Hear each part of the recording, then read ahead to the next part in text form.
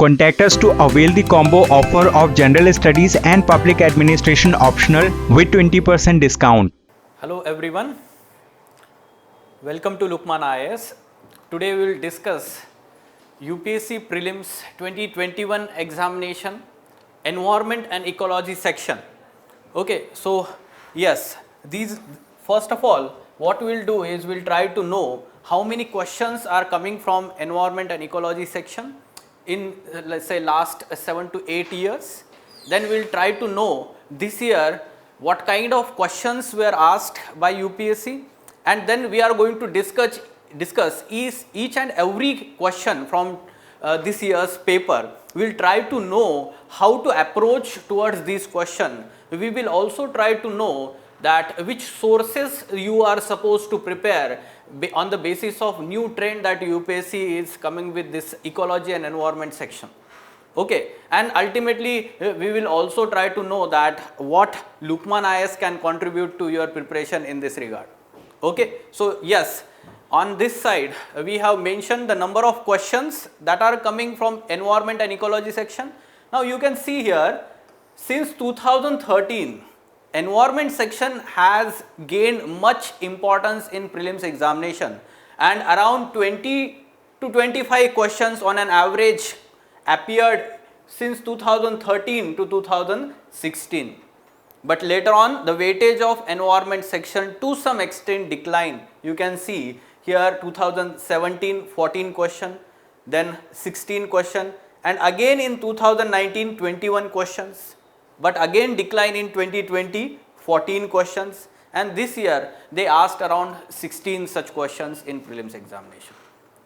Okay, now some of the students or you may get confused that environment section is having some kind of overlaps with biotechnology also as well as geography or agriculture sector. Okay, so do not get confused about that part, and you need to understand and compartmentalize these things also while preparing. Now let us understand what kind of questions were asked in this year's examination. So yes, some of the questions can be solved from the NCERT, but very few such questions appeared this year, and that's why students found this year's environment and ecology section difficult. But let me tell you, at the end of this lecture you will get the idea that this was not that much difficult. Okay, and I am going to tell you what sources and what kind of, let's say, approach is required to attempt these questions. Okay, so yes, NCERT based question, some questions were there, one or two can be attempted on the basis of that, but we have to find that let's say understanding what is given in NCERT is going to prepare your base foundation for further attempting these questions. Then conceptual understanding based questions. When I say conceptual understanding, all concepts related to environment ecology, be it related to climate change or biodiversity or environment pollution or be it basics of ecology, all things are very much required to prepare a base in this subject, and on the basis of that some of the questions can be effectively dealt here. So second aspect we will say that conceptual understanding based question. Then third one is current affairs based question. Now there is one unique kind of trend that UPSC has adopted in last few years. From the current affairs, all the international initiatives by some of the climate change related organizations, they are being asked in the prelims examination. Okay, and from current affairs specifically we have to take input from those areas. Okay, so we will try to know what kind of questions were asked this year also. Then UPSC trend based questions. Now I am going to tell you how UPSC has created unique kind of trend that is observed, that is very much visible in some of the questions, and I am going to tell you how you need to understand the trend of UPSC, how you need to take input from previous year questions and already predict what kind of questions that UPSC is going to ask. I am going to tell you all these things also. And lastly we will say that yes, surely some or few questions we will declare them miscellaneous questions, and those questions were more this year from this section. Okay, so we will try to know which are these questions also. Let me tell you that in Lukman IAS there is foundation batch, There is prelims specific batch as well as PT prelims course for MCQs also, that is test series is also there. Now this course is very uniquely designed in Lukman IAS, okay, and how it is going to help you, that also we are I'm going to tell you whenever such, let's say, references are there. Let us try to solve these questions one by one, and simultaneously I am going to tell you how to approach to these questions. See, first question, in case of which one of the following biogeochemical cycles the weathering of rocks is the main source of release of nutrient to enter the cycle? Now we all know about biogeochemical cycles. This is basics, we can say. We learn about biogeochemical cycles as a part of basic concepts of ecology, right? So maintaining nutrient recycling is a part of biogeochemical cycle.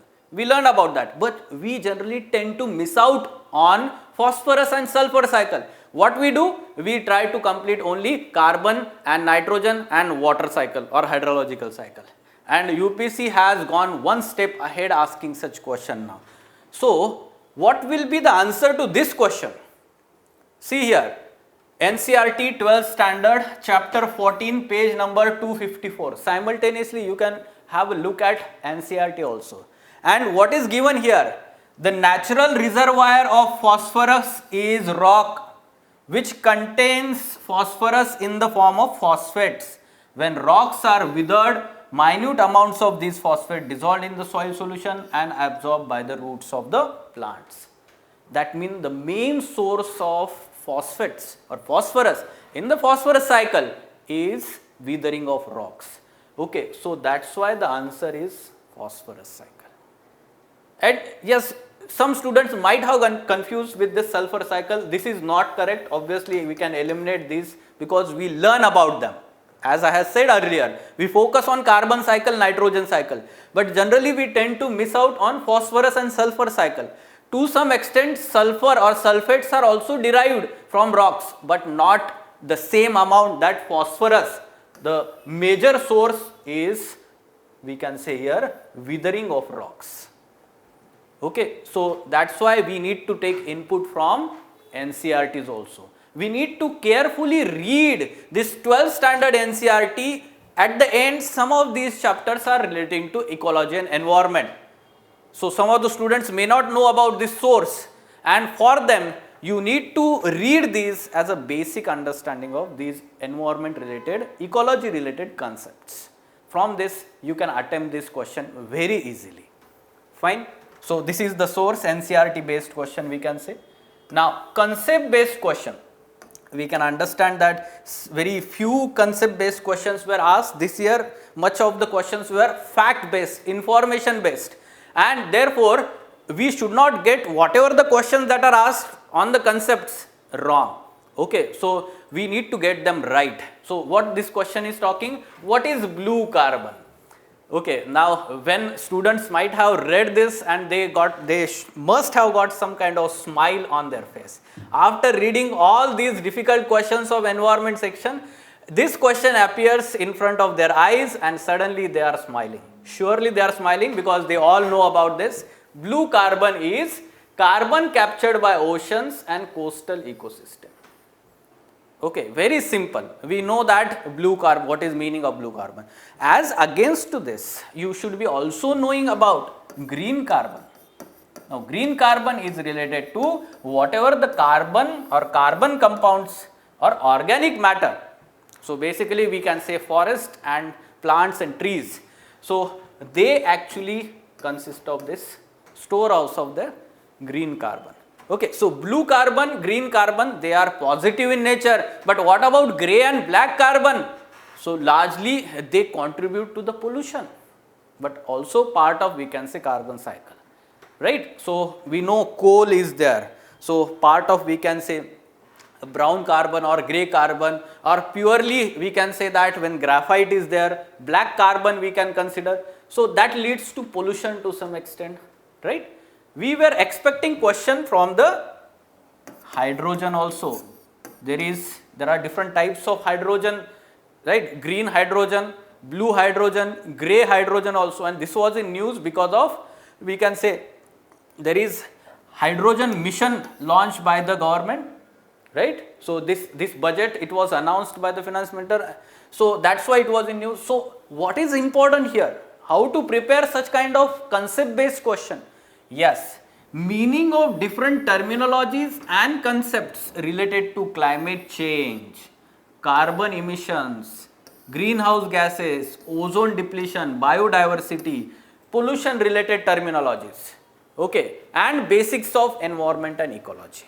Now, as this is carbon related, blue carbon, there is one more question which talks about common carbon metric, okay. So that means UPSC is asking such question every year, okay, and we need to be aware about meaning of these terms, okay. So here onwards, whenever it is in news or even if it is not in news, you need to visit the website of UNEP. Then there is a website of Ocean Service .NOAA US, we can say website is there, US government, Ocean Service. So ocean related basics they are mentioned there, UNFCCC, okay. So all these are actually talking about climate or carbon related concepts. So you visit them frequently, try to find out what they are talking about, what they are working about, these concepts you will find, make a note of it, okay, fine. Now moving on, current affairs based question. Now let me first tell you that at Lukman IAS on daily basis in morning 10 o'clock, there is the Hindu analysis carried out. The lectures are very helpful for prelims as well as mains examination on daily basis. This is continued since last 1.5 years now, and students are getting benefited. How it is beneficial? Let me give you some example here now. Now look at this question. It was talking about United Nations Capital Development Fund and Arbor Day Foundation have recently recognized Hyderabad as Tree City of the World. Second statement, Hyderabad was selected for recognition for a year following its commitment to grow and maintain urban forests. Now we will try to find out how we benefit from the Hindu analysis. Look at this analysis that we have done here from newspaper analysis 19th February 2021. Exactly, we have taken input from that. Now this article was there in the Hindu newspaper and it was talking about Hyderabad wins global tree city status. Directly question is asked. Now this article itself mentioned that this award or this recognition is given by Arbor Day Foundation and Food and Agriculture Organization. We have categorically highlighted that. So first statement is wrong. Arbor Day is there, but other body that is given, it is not FAO. So that's why statement is wrong. Second thing, we should understand why Hyderabad is given. The recognition is related to state government's Harit Haram program and its urban forest parks plan. So it is related to urban forestry. So directly the second statement is correct. This is how we benefit from the Hindu analysis. The faculty here knows about what kind of question UPSC will ask, and that's why you need to take input from the free resource material that Lukman IAS is providing. These lectures are daily uploaded at YouTube channel of Lukman IAS. Okay? Yes. So in this manner, the question can be attempted. Now, how to attempt these questions? What to prepare? So basically, you need to understand the national and international initiatives, awards, certification by organizations related to climate change, biodiversity conservation, forest conservation, and relevant, we can say, initiatives. Okay, and for that purpose, what you can do is the Hindu newspaper, down to earth, this website is very beneficial, we can say, for that matter. Okay, so try to visit them, try to read the Hindu newspaper on daily basis. You can also watch daily Hindu news analysis done at Lukman IAS by myself here. Okay, on daily basis we are doing this. Okay, so in this manner we can take input. Now, after this question, look at this question. Which one of the following is used? preparing a natural mosquito repellent.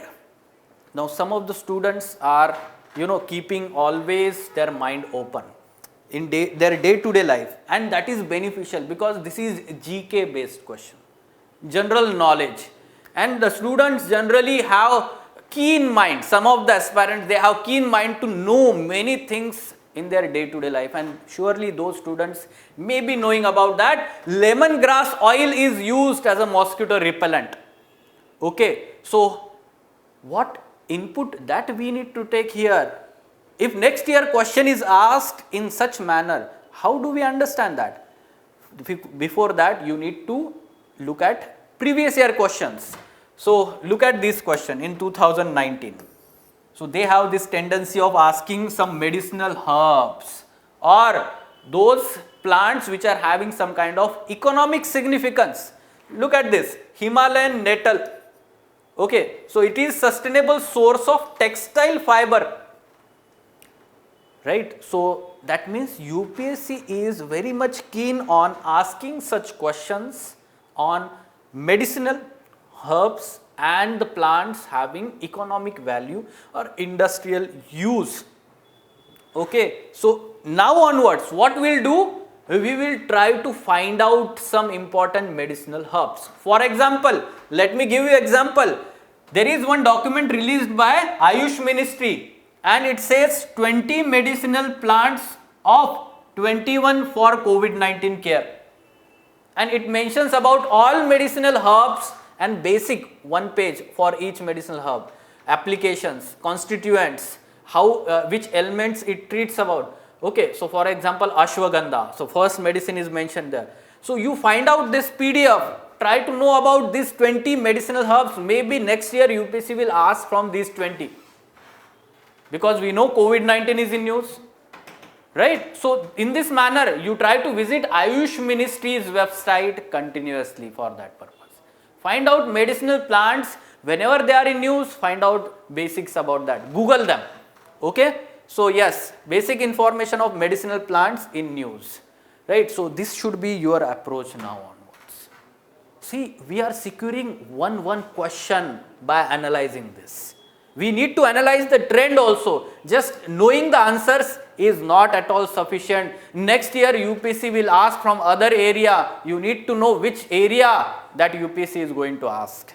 Okay. So remember now, medicinal plants and those plants or herbs having some economic or industrial use, they will be asked by UPSC. Okay. Yes. Now look at this question now. Now students were very much surprised by such kind of question, but let me tell you that those students who may have read about previous year questions, and that too in 2013 and 14, UPSC tend to ask such kind of question because there were 3 to 4 such question in 2013 itself on the basis of, let's say, food chain, primary producers, which are the, let's say, detritus food chain or detritivores. Everything was asked already by UPSC. So what we need to work, we need to find out some clues from the previous year questions. For example, see here, which of the above are primary producers in the food chain of the oceans? Primary producers of the oceans, food chains of the oceans. This is the question asked. So that means it is talking about food chains. So food chain can be terrestrial, it can be aquatic, it can be detritus, it can be marine also in the aquatic. Okay, so in oceans, obviously it is related to marine food chain it is talking about. Right, now for that purpose, you need to be aware about the categories of marine animals also. Okay, how do we know about that? That was the main question here. Okay, yes, so we generally know about cyanobacteria and diatoms.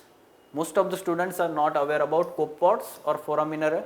Those who are having some medical background or biology, or this is as a part of graduation, they may have got this correct.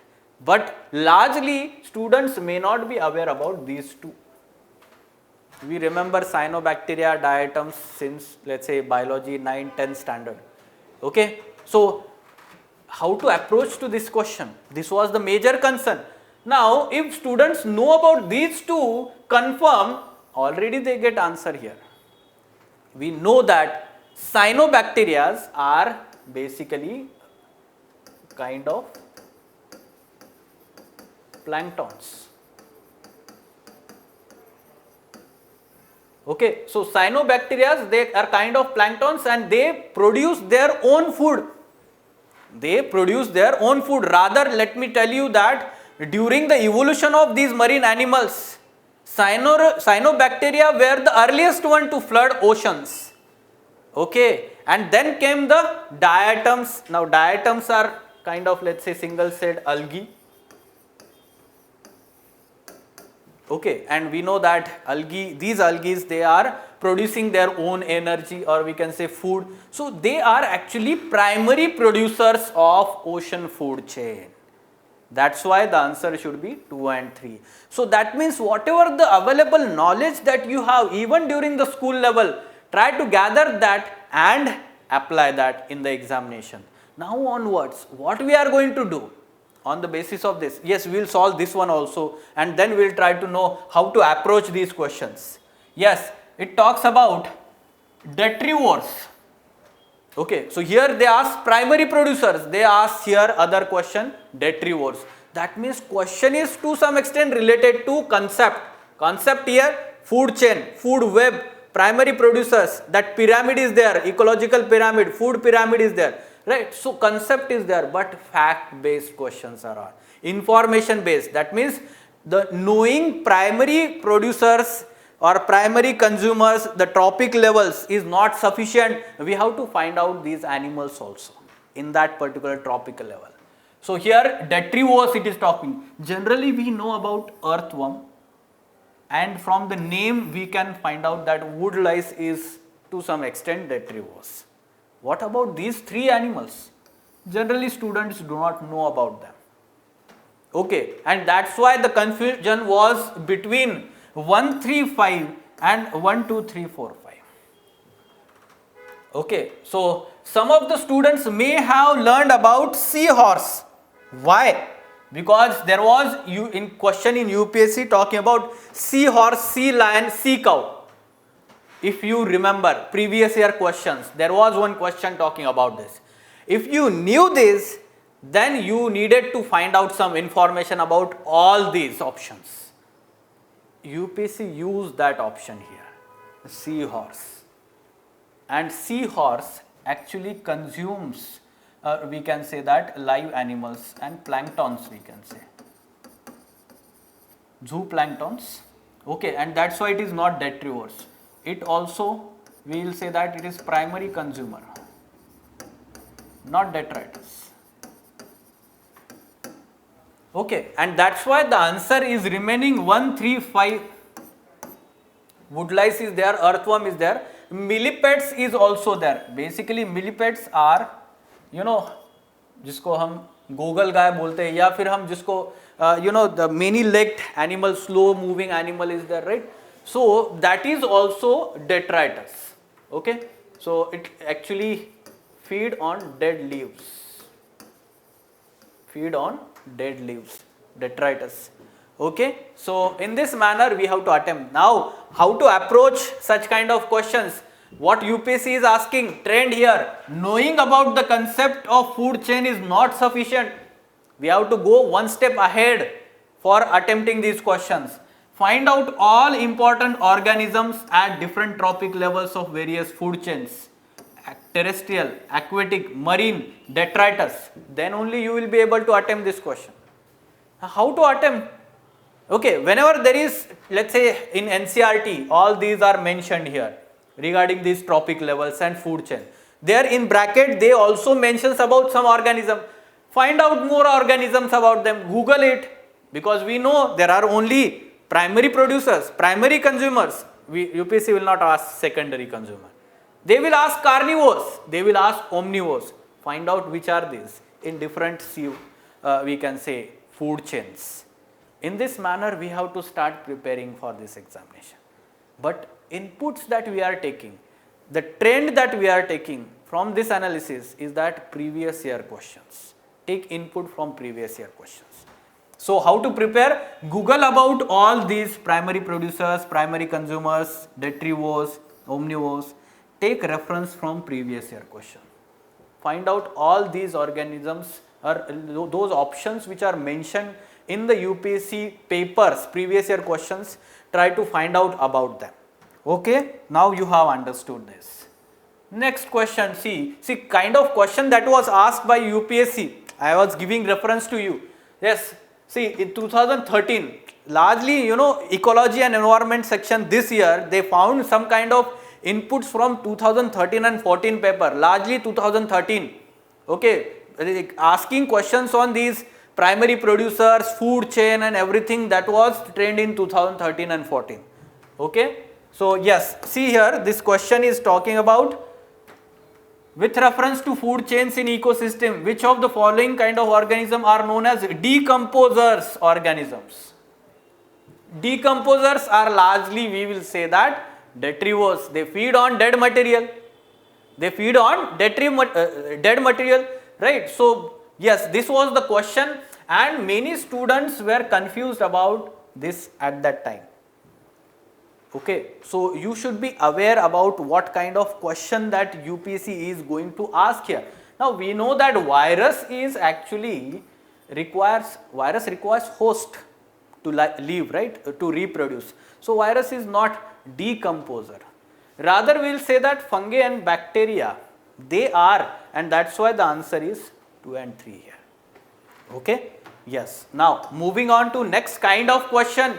Now this question here, many students may not have attempted this or may have got wrong also, because students knew about this pangolin.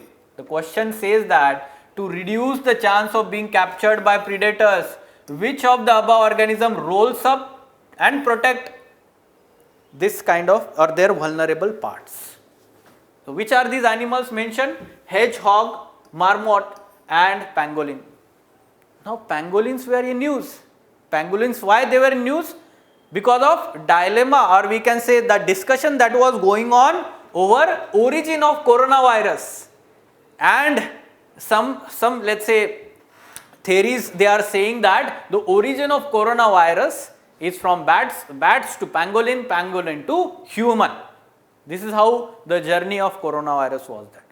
Because we know pangolin is illegally traded for its meat and scales, especially even in Northeast India as well as in Chinese, let's say in China, some of the market, this is illegally traded. Now look at we deliberately provided some photos here. Okay, look at this pangolin. As a protection measure, how it has rolled up and scales are exposed. Now the animal, whenever it tries to eat it or kill it, so it will get hurt. Okay, and the skeleton is very hard.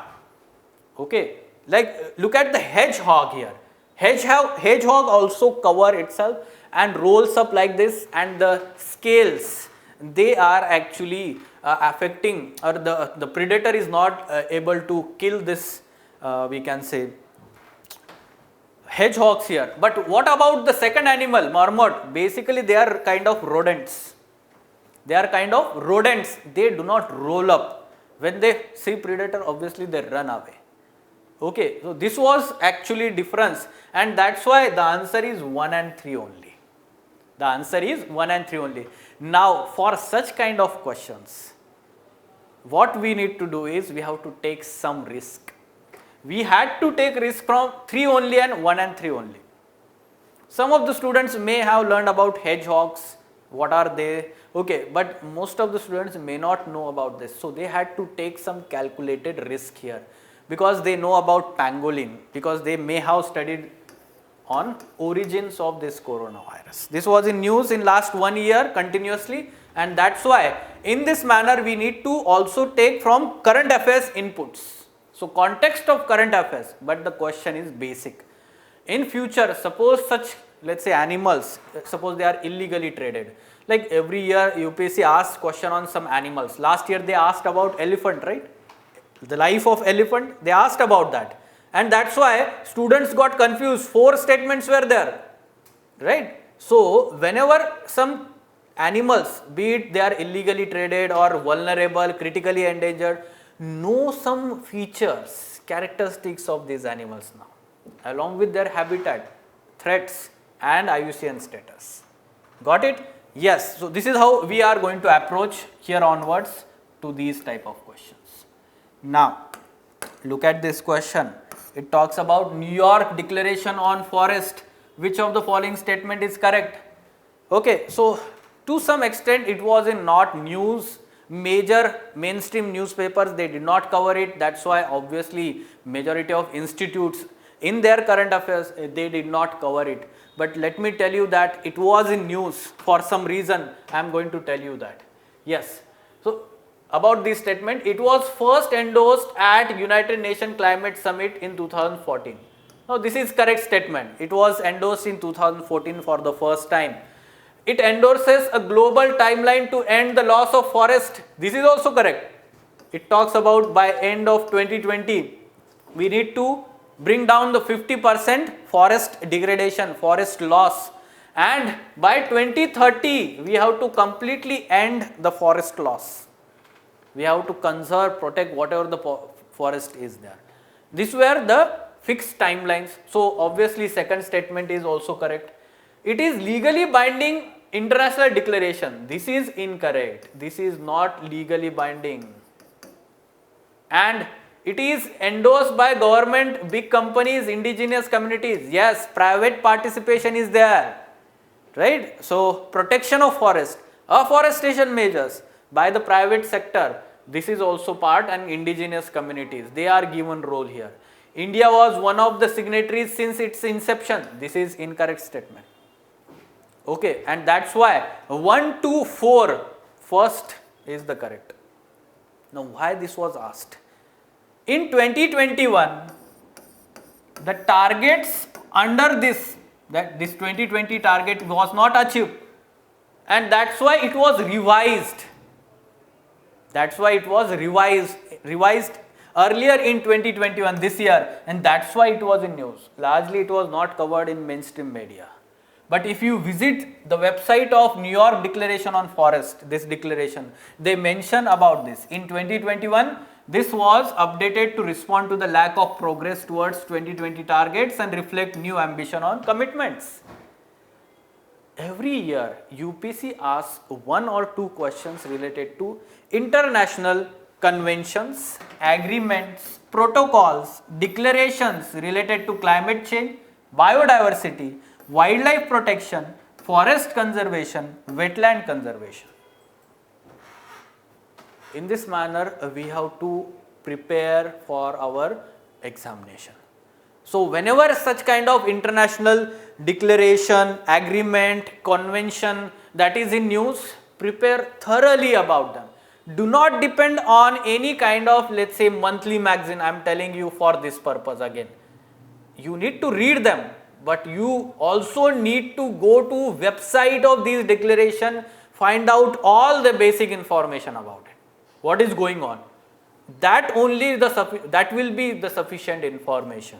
Okay, so now onwards you have to be, one step ahead of your competition by using these sources. We are providing a very good analysis here, and you need to follow that for next year examination. Fine. Now moving on to next type of question. Look at this question. Earlier they talked about blue carbon. Now the question relates to common carbon metric.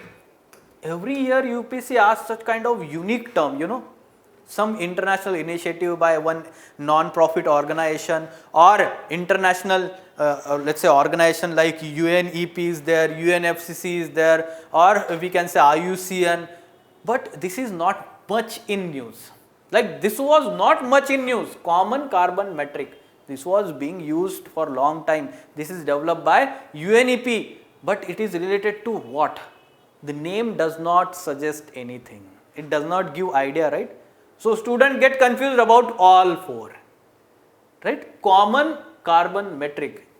It does not say about whether it is related to carbon footprint, or it does not talk about, let's say, commercial farming, or whether it is talking about, let's say, enabling government to assess overall carbon footprint.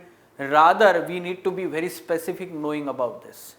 And there is one report by UNEP on this carbon metric, common carbon metric, and front page, if you type on Google, front page says that common carbon metric for measuring energy use and reporting greenhouse gas emission from building operations.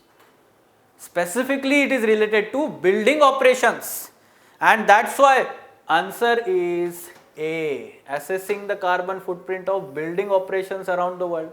Straightforward. Now here onwards, what we are going to look into for preparing for next examination. Yes, know about international initiatives from website of UNEP, UNFCCC, UNDP, United Nations, Food and Agriculture Organization, FAO, Worldwide Fund for Nature, UNCBD, Convention on Biodiversity, what they are doing. Okay, so their initiatives, their standards, some of the new concepts being evolved, all these things UPSC is very much interested. Every year UPSC asks such kind of question. Okay, and that's why I want you to follow this trend here. And do not depend again on any one compilation. I am telling you, market is flooded with such compilations, international organizations, international, these agreements on one file. Rather, you yourself continuously visit these organizations and you yourself try to find out. This is going to give some edge over your competition. Okay? Yes. Now, which of the following species that can establish symbiotic relations with other organizations? Yes. Now this is, we learn about this even in our foundation batch, prelims batch. I teach or guide students about these biotic relations, interactions. We also talk about some examples, like I give the example of lichens. I give the example of, different kind of fish, like remora fish is there, like commensalism, different types of biotic interaction. But UPSC asked very basic question. What it asked? Which of the following species that can establish symbiotic relationship with other organisms? It is not asking the relation, rather simply it is saying which of the following organism is capable of having symbiotic relations? Cnidarians, or we will say that fungi, protozoa. Okay? So cnidarians, fungi, protozoa, 3 types of animals are mentioned. Now you should be knowing about these, no? Now for that purpose, I am going to give you source. What is the source? 11th standard biology NCERT. 11th standard biology NCERT. And in that 4th chapter, it talks about animal kingdom. It talks about animal kingdom. So whatever the classification of all animals given in one chapter itself. Read that, try to know about each type of animal kingdom, its classification, and then you will know about what is cnidarians. Basically these are type of crustaceans, group of crustaceans. Okay, or we will say that cnidarians also includes coral polyps. They are coral polyps also. Okay, and when we know that, oh, coral polyps, they have symbiotic relations. But up till now, many students do not know about cnidarians. So whenever we learn about coral polyps, know about them. What is the technical scientific name of coral polyps? Cnidarian phyla. Animal kingdom. Okay, so we know that yes, this is correct. Coral polyps have symbiotic relations with zooxanthellae, right? So that's why this is correct. Then fungi. Now in basic biology we learned that fungi has some kind of, let's say, association with algae, formation of lichens, right? Very basic, we learn this in school level. Lichens, fungi and algae, they have symbiotic relation. What about protozoa? Single celled animals. Yes, these single celled animals, they have symbiotic relations with some of the bacteria. Okay, some of the bacteria, they have symbiotic relations and they benefit or even harm, like this particular relation, protozoa and bacteria, parasitism. What is the nature of biotic interaction here? Parasitism is happening, and this we teach in the classroom. We teach in the classroom, okay, and that's why the students are surely getting benefited from this explanation. Very basic question, but students do not know about this. Why? Because they only learn about types of biotic interaction and not knowing about the examples. So what we need to go here, now we have to also find out more examples of all these biotic interactions. Which are these? Mutualism, amensalism, commensalism, parasitism. Basically these are symbiotic relations.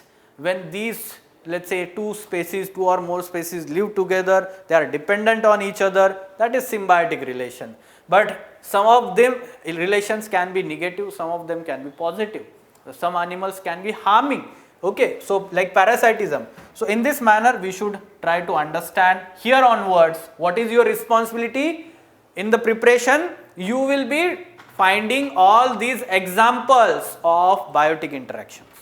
UPSC will ask next year also such kind of question. Okay, now moving on. R2 code of practices constitutes a tool available for promoting the adoption of which of the following? Now I can understand that students may not be knowing about this because generally it is not covered by mainstream media. Maybe most of the students may have missed out, let's say, institutes also, coaching institute. Let me tell you that this is not, covered by mainstream media, and that's why institutes, it becomes very difficult for coaching institutes also. Now what is your responsibility? As a UPSC aspirant, you go back to previous year questions and find out from which area UPSC is asking questions. UPSC is asking questions from Electronic West for long time. How? See here. First I will give you example of 2013. Again I am saying you have to find the inputs 2013 paper. See, due to improper or discriminate disposal of old and used computers and their parts, which of the following are released into environment as e-waste, electronic waste? Okay, so e-waste based question is there. Look at this question, 2019 question. In India, extended producer responsibility was introduced as an important feature in which of the following? If students knew at that time, yes, e-waste management rules 2011. They talk about extended producer responsibility. And today itself we taught in the Hindu analysis, this particular kind of extended producer responsibility certificates are now going to be given to plastic recyclers also, plastic manufacturers also, right? So in this manner we have to take input from the Hindu analysis also. We are providing you analysis that is very comprehensive. Okay, you are going to surely get benefited. Now onwards, after understanding this trend, I am going to look out for all the international initiatives, standards related to e-waste management. Also at national level, what is the policy of the government? E-waste rules also. Okay, and that's why the question, yes, R2 code of practices relates to responsible recycling. R2 means responsible recycling, and it has, some of the NGOs and US EPA, Environment Protection Authority, had come up together and decided these recycling standards. Responsible recycling, it is related to e-waste recycling, environmentally responsible practices in electronic recycling industry. Now this is given in this website, SERI, Sustainable Electronics Recycling International. You refer to this website here onwards. Whenever question is related to e-waste and suppose new initiative is taken, new terminology has emerged related to e-waste, you note down that. Okay, so yes, sustainable practices and standards related to recycling and disposal of electronic waste. Now UPSC is asking e-waste. Why don't we go one step ahead and know about plastic waste also? Is there any such kind of standard at international level? Is there any standard related to chemical waste, solid waste? So actually this is related to, you know, sustainable development. We know about that, waste to energy. UPSC asks such kind of question, such technologies. Okay, like pyrolysis UPSC asked. Waste to energy plants, different kind of technologies UPSC asked. So this is, you know, you have to take input from what UPSC is asking previously. UPSC is asking same thing but in a different manner. Now look at this question. Magnetite particles suspended to cause or suspected to cause neurodegenerative problems are generated as environmental pollutants from which of the following? There is another question related to pollutants. Why is there concern about copper smelting plants? Okay, so such kind of questions UPSC asks every year, 1 or 2 questions. They are related to pollutants and its characteristics. Second thing, their sources. Okay, every year UPSC asks such kind of question. Every year, mark my words. Look at all previous year questions. Okay, so why not prepare in advance all these environmental pollutants? Now we can understand that magnetite nanoparticles, this was not that much in news. Students may not have prepared about this. That's why it was bouncer to the students. Okay, so for that purpose, yes, we will try to know about this. You know, if you Google it, much information is also not available because research is still going on, and doctors or scientists have found that these kind of particles in brain of some of the, let's say, people, and that's why they are causing some kind of neurodegenerative diseases here. Okay, so magnetite, we know that magnetite iron ore is there. Hematite, magnetite, we learn this in geography part, iron ores, right? So hematite is a pure, one of the purest iron ore, highest content of iron there. Now hematite particles, we are talking about nanoparticles. They are inhaled through olfactory entrings, जो नाक से वगैरह अंदर जाता है, minute nanoparticles. They are not visible by naked eyes, right? So there is accumulation of these particles through airborne pollution, and it is causing some neurodegenerative problems. Now sources, first thing, very common sources are brakes of motor vehicles and engines of motor vehicles. Whenever generally iron and steel is continuously wearing and tearing going on, there to some extent such kind of, let's say, nanoparticles are released into the atmosphere. Yes, wearing and tearing continuously going on. Engine also.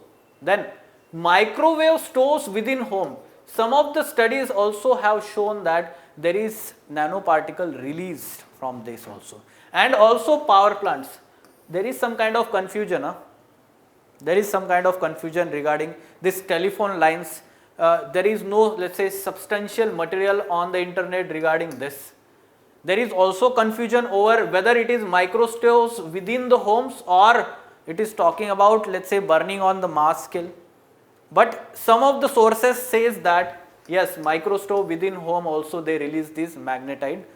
So that's why on the basis of this 1, 2, 3, the answer should be, you know, 1, 2, 3, 4, 5. Some of the power plants also. The confusion is between these two. We have to wait for UPSC answer key for this. We will call it as miscellaneous aspect or a very difficult question for you. Okay? Yes. Now, but this one question. Second one. Why is there the concern about copper smelting plant? Do you remember the Vedanta controversy in Tamil Nadu, Thoothukudi district? Sterlite plant, copper plant, Thoothukudi district, 2018, Tamil Nadu government had shut down this plant because of air pollution, water pollution and overall environment pollution it was causing in nearby areas, right? So for that aspect you should have remembered, but 2018, what are you saying, sir? 2018 तब तक का current affairs करना है क्या हमें? No. we have to prepare for current affairs regarding, let's say, last 18 months or maximum 2 years we can say. But it was in news in 2020 for the reason some of the locals are asking to restart this plant. That's why it was in news in the Hindu newspaper also. Okay, and you needed to cover this copper smelting plant also. Now here look at this, they may release lethal quantities of carbon monoxide into environment. Now specific word lethal quantities, you know, generally CO, carbon monoxide, is released whenever there is combustion or some smelting activities. Lethal quantities, it is not mentioned anywhere, okay, or majority of sources. That's why I will not say that this is correct. Okay, the copper slag may continue leaching some heavy metals. This is correct. It is leaving water pollution, groundwater pollution of heavy metals like arsenic, cadmium. Okay, and then they may release sulfur dioxide as pollution. Large scale sulfur dioxide pollution is happening, and people were getting affected in nearby region because of this sulfur dioxide largely. Okay, so there is confusion 2 and 3. Some of the people will say that 1, 2, 3 also. So again we have to wait for UPSC answer key. Okay, but the question is this lethal word, specific word is used. Okay, UPSC will not use such kind of, let's say, words unnecessarily. So what we need to prepare here, basics of all pollutants and their sources, pollutant and polluting activities in news. Like this copper, let's say, Sterlite plant was in news at that time. You need to know about that. Whenever polluting activity is happening, be it oil spill is happening, suppose. There was a stearine gas release last year, we have seen during the pandemic in Vizag. So again UPSC asked last year such kind of question. So that's why what we need to prepare here is from current affairs as well as basics of pollutants and their sources. Fine? Okay. Now, yes. Now some miscellaneous questions we have to cover. Okay, so yes, questions related to coal, coal types, crude oil, crude and petroleum oil, diesel, biofuels, or any other kind of fuels. UPSC asks such kind of question. Okay, every year UPSC asks such kind of question. UPSC asked this year furnace oil. Now this is also kind of fuel. It is last, we can say that remain of distilleries or refineries. Okay, so it is product of oil refineries. This is correct. Then some industries use it to generate power. This is also correct. Actually it is, you know, substitute for coal in some industries or natural gas. It is used as an emergency fuel in some of the power plants.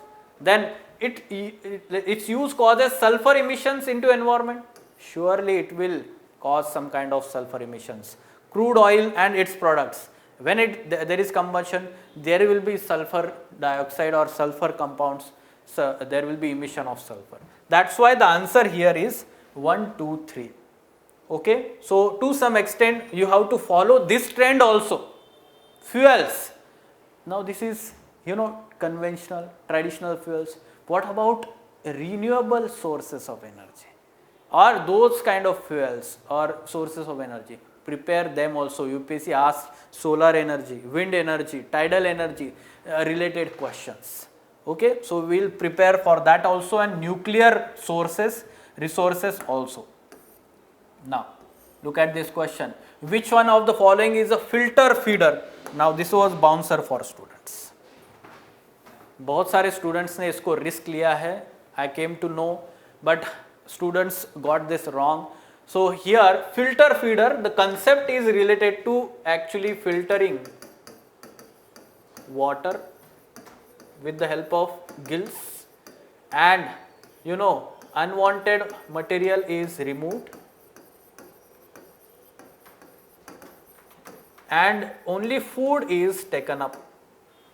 Largely they are floating animals and filter feeders, and they take up planktons, phytoplankton, zooplanktons. They are floating on the surface, right? So they are called as filter feeders, and the example best is oyster. Okay, oysters are filter feeders, they feed on these planktons. Okay, so we can understand that next time what you need to work upon is, try to prepare about remaining animals, try to find out about oyster also. Next time UPSC may ask different type of question. So that's why already be ready about these organisms. Find out about catfish, oyster, octopus, pelican. Find out about them. Next year UPSC will ask about those animals. This is how you need to take input here. Moving on, look at this question. In the nature, which of the following is or are most likely to be found surviving on the soil without soil, or surface without soil, sorry. Surface without soil, best example is rocks. What is that? Best example is rocks.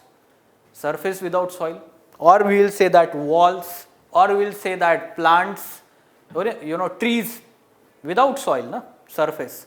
So which of these grows largely? The question was confusing. Most of the students may have marked this as 1, 3, 4. Most likely is a keyword. Most likely is keyword. Ferns are found everywhere. They can be found on the, let's say, bare rocks also, but they are found everywhere, and largely they found with the soil, or we can say surface with the soil. So how this can be right? This is not right. Rather we will say that lichens and moss, mushroom can be growing anywhere, but most likely it is not going to found without soil. Okay, so we will say that the answer is 2 and 3. Lichen and moss. How to use logic here? You have learned basics about ecological succession. And what about primary succession? Suppose there is volcanic eruption, cooling down, and there is bare rock. Which is the first plant variety, plant community that is going to take over? That is lichen and moss. Right? It helps in withering of that rock. Then the soil formation starts. This was one of the logic. Then other logic was what happens in tundra biome. Only small amount of time the surface is exposed. That's why the soil formation is not at all there. Rather very weak soil profile is there. And in that region, largely which plant community grows in that short time period? Lichen and moss. Such kind of logic can be used, and you can attempt this. So largely we will say that it is 2 and 3 correct answer.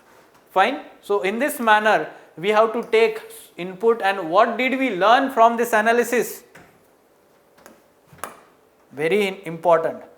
I am not saying that UPSC has changed the trend. Rather, UPSC has gone back to 2013 and 14. First thing, take this input. That means we have to take input from previous year question and prepare them thoroughly. The question, though it is asked about one animal, find out about other animals mentioned in the options. This is how you need to take input from the previous year question and prepare by taking input from that. Second thing, you should be understanding, last year 4 to 5 such questions were asked from protected areas, and students this year may have prepared all protected areas. No question was asked from protected areas, national parks, biosphere reserve, wildlife sanctuary. Last year 4 to 5 such questions. Conservation based question. But it does not mean UPSC will not ask next year on this. So what we need to do? Prepare everything. Prepare everything. That means you follow this year trend also, last year trend also. क्या पता अगली बार वो फिर से वापस से 2020 वाले trend में जाए, right? So that's why we have to prepare everything previous year question. No, 2020 is also now a previous year. 21 is now also previous year for 2022 examination. Take input from all years and everything should be prepared now. Okay, but you have to be very smart. Now, yes, surely conceptual understanding is very important. Conceptual understanding is important, and from NCERT and basic reference material, you prepare that conceptual understanding. Let me give you some references. NCERT is fine. NCERT you have to prepare. 7th standard NCERT, our environment, geography NCERT. Then 12th standard NCERT, biology, some chapters, and one of the 11th or 12th standard NCERT, last chapters of that, physical geography. So last chapters of that are related to environment and ecology. So the basic material, this one. Then there is a book author named Bharucha. Very simple language and very useful for those who are starting their preparation now onwards. Bharucha. Let me tell you that yes, surely the one of the best material available is Shankar IAS for environment section. There is no hesitation, even as a part of being Lukman IAS. I would ask the aspirants to refer to Shankar IAS also. Though we will say that Lukman IAS material is also quality material and we are trying to improve that. We accept that. Okay. So at present you need to follow this book also for environment section. But in addition to that, whatever analysis we have done, the trend analysis, you take input from that in addition to these things. Okay, resource material and current affairs also. Now, the factual information relevant to concepts, conceptual understanding, this is base, foundation, built on that with the help of factual information. This will include current affairs also, along with that about those organisms, no, basic information about all these organisms, that we have to find as a factual information. Finally, current affairs, in that we will only focus on, what we will focus from current affairs? Knowing about unique terminologies, carbon capture, or we can say blue carbon or green carbon, any kind of, let's say that carbon metric, common carbon metric, these terminologies are there in current affairs. Then institutions, initiatives, agreements, conventions, all these are there. In current affairs, we will focus on these aspects of environment section, right? In this manner, we have to take input, and in the coming month, Lukman IAS is going to start prelims module dedicatedly for 2022 examination, and we are having classroom course as well as in addition to that prelims test series. Now what we are going to do, we are going to include this analysis in that test series also and classes also. The faculties here are going to provide you the new approach on the basis of this year's examination for your preparation, and surely the quality of questions that are asked in Lukman IAS test series are one of the best. Let me give you example. Recently we held 400 DIMS foundation batch scholarship test. At, let's say, 2 such papers were there, sets, and many of these questions, they were having some kind of references, or we can say that similar kind of questions were asked in the UPSC examination. Okay, directly they are asked by UPSC. This is the standard that Lukman IAS is now carrying for prelims examination, and you need to, let's say, take guidance from Lukman IAS for this next year's examination.